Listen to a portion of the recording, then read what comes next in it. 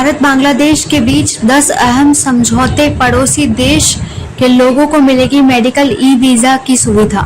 भारत और बांग्लादेश ने शनिवार को समुद्री क्षेत्र और समुद्री अर्थव्यवस्था ब्लू इकोनॉमी में संबंधों को बढ़ावा देने सहित कई समझौतों पर हस्ताक्षर किए। प्रधानमंत्री नरेंद्र मोदी और बांग्लादेशी पीएम शेख हसीना के बीच व्यापक बातचीत के बाद समझौतों को अंतिम रूप दिया गया।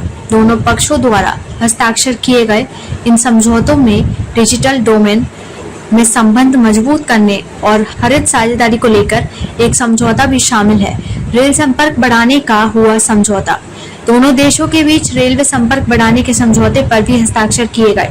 समझौतों के बाद मीडिया से बात करते हुए प्रधानमंत्री नरेंद्र मोदी ने अपने बयान में कहा कि आज हमने नए क्षेत्रों में सहयोग के लिए भविष्य का विजन तैयार किया है।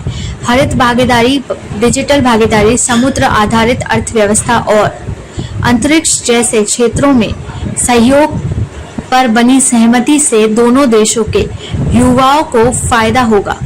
वहीं अपने बयान में बांग्लादेश की प्रधानमंत्री शेख हसीना ने भारत को बांग्लादेश का प्रमुख पड़ोसी, भरोसेमंद दोस्त बताया। उन्होंने कहा कि भारत हमारा प्रमुख पड़ोसी, भरोसेमंद मित्र और क्षेत्रीय साझेदार है। बांग्लादेश भारत के साथ अपने संबंधों को बहुत महत्व देता है, जो 1971 के मुक्ति संग्राम से शुरू हुए थे। बांग्लादेश के नागरिकों को मेडिकल ई वीजा सुविधा देगा। भारत ने बांग्लादेश के नागरिकों को मेडिकल ई वीजा की सुविधा देने का ऐलान किया है। इसके लिए भारत सरकार बांग्लादेश उप उच्चायोग खोलेगी। साथ ही दोनों देश तीस्ता नदी के जल बंटवारे पर चर्चा के लिए तकनीकी टीम भेजने पर भी सहमत हो गए हैं।